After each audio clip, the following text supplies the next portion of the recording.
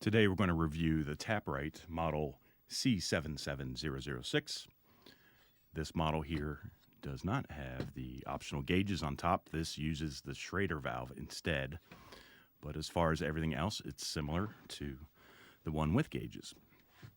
Benefit here is with the Schrader valve, it will display a more accurate pressure reading than one with a mechanical gauge on there.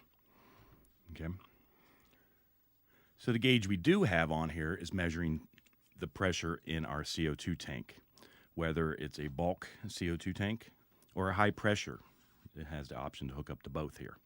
But this will display the pressure. If it's in the green, that means we have plenty of CO2 available. Once it gets down in the red, that means the liquid CO2 has depleted in your tank, and it will drop very quickly once it enters that red. So we always say when it gets around the 500 psi range, CO2 is about to run empty. One thing we notice right away is there's two different colors on here. You have a gray bonnet and you have the red bonnet. The gray is our low pressure, which that feeds our BIB pumps, or bag-in-a-box pumps that drive the syrup or push the syrup to our fountain unit. The red one is our high pressure. This is going to be the gauge that meters the pressure going to our carbonator tank. In an ambient system, should be 65 psi for our bag-in-a-box pumps and 105 for an ambient carbonator tank. Okay. When you disassemble this, these are plastic housings. Got to be careful not to over tighten with your wrench and crack these. But you're going to use a big pair of channel locks and just turn them counterclockwise to loosen up. Now today mine are very loose because this is a prop. Take it apart here. So turn these counterclockwise. We'll take off the plastic bonnets. They're really the same parts left and right. The only difference is this cap that pops off for the gray and the red, low pressure, high pressure. Okay. Inside here, included in a bonnet, when you order a bonnet, it comes with this adjustment screw. This is an Allen wrench screw. And I do recommend, prior to rebuilding these and taking them apart, back that out with an Allen wrench as far as you can. That will relieve pressure off the spring and make it a lot easier to reassemble. Okay, so again, left and right, they're the same part numbers. Now we see our spring here. On this model here, the springs are the same part number left and right. Now some models may have a larger or tougher spring for the high pressure side. And remember, high pressure is going to be always on the right-hand side of this manifold set. Okay. Under here, we have a sealing ring. This is what pushes our diaphragm against the housing of our regulator to make a proper seal, so we're not leaking CO2, but left and right, the rings are the same. Now we see our diaphragm here. As we slide this off, you notice there is a groove here, so we have to slide it off and not just pull it straight up. There is a ball fitting on top of this. That slides into that groove. And this is your seat cartridge that's sliding into. So diaphragms are the same part left and right. Okay. And then here's our seat cartridges, same part number left and right. To remove the seat cartridge, you're going to need a wrench. I just use a crescent wrench on here, and I turn this counterclockwise. Once it's loosened, you can turn it by hand. Take out that seat cartridge. Okay. There is a little spring in here as well. If I flip this over, that spring will come out. Okay. So probably the most common service issues you run into is if I had the gauges on here, you're going to have a bouncing needle or maybe the climbing needle, and it'll max out, and you do have a weep hole in this bell housing. If it leaks CO2, it's a good indicator there's something wrong with that seat cartridge. You could have a diaphragm could have a tear in there, or it's warped and it leaks CO2 out of that weep hole as well. Now, Taprite does offer a repair kit. So you should be carrying this on your service van here. The repair kit comes with a new diaphragm and a seat cartridge.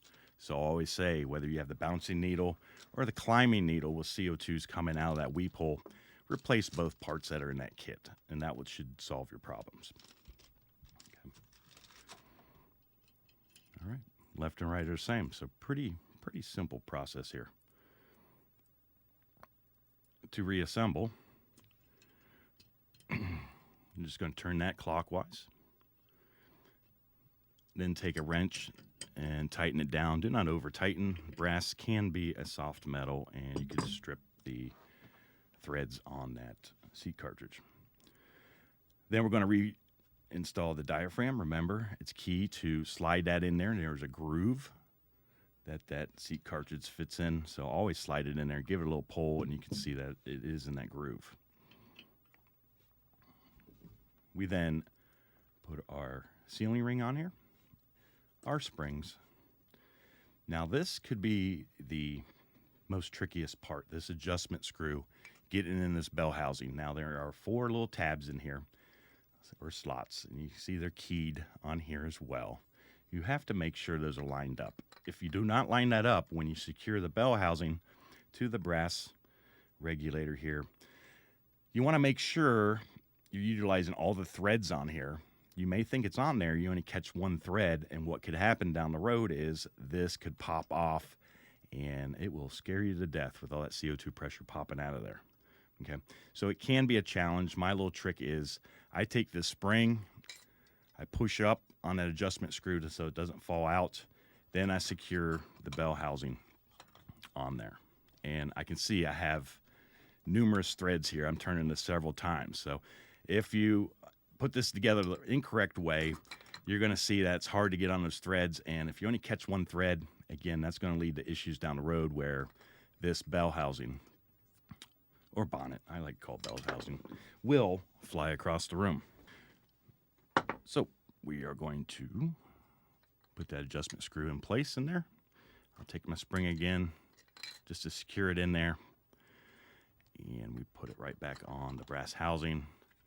And we're going to tighten her down clockwise. You can see it several turns, so I know I got good threads on there. Okay. Then we're going to take our adjustment wrench and we'll tighten it down. Don't over tighten. You can crack that bell housing. Okay. I'm going to show you another view because most likely out there in the service world, this is mounted this way. So I'm going to take it apart real quick. This is probably more reality when you're out there in the trade. It's not laying down like so. So this is another view of it. This is how you'll probably see it on a service call, be mounted to a rack or a wall or sturdy structure. But when we loosen this, we'll get our big wrench here, counterclockwise. And everything at this point will probably just fall straight out at me. Well, no, it hung on there. Again, removing the spring, the washer, and again, remember that slot there, that slot on that needle for our seat cartridge. So it's really, I think it's simpler when it's in this position rather than what I had earlier. I can't just put the washer on here though, because it's going to fall down a little bit. So what we're going to do is I'm going to put that washer right in that housing. And remember, the biggest thing is lining up that adjustment screw in those slots there. If not, what's going to happen is you're not going to tighten that plastic housing down all the way, and it will pop and fly across the room. I've heard many issues where they think there's something wrong with the Taprite regulator, but no, it's a really good regulator. I prefer it over the other competitors. But if you do not put it in right, you're going to think the regulator's bad, but it's just we're not getting enough threads onto that brass housing, right? So adjustment screws in there. I put the spring in there. I'm going to line this up, and when you put it together, you got to make sure, and there's several turns to get that on there. And again, if you don't have it in there right, you're going to barely catch on one thread, and down the road, it's going to blow apart and spray CO2 everywhere. Okay. All righty. So that was the Taprite regulator. Hopefully you learned something on the disassembly and reassembly. And please tune in to the next video. Thank you.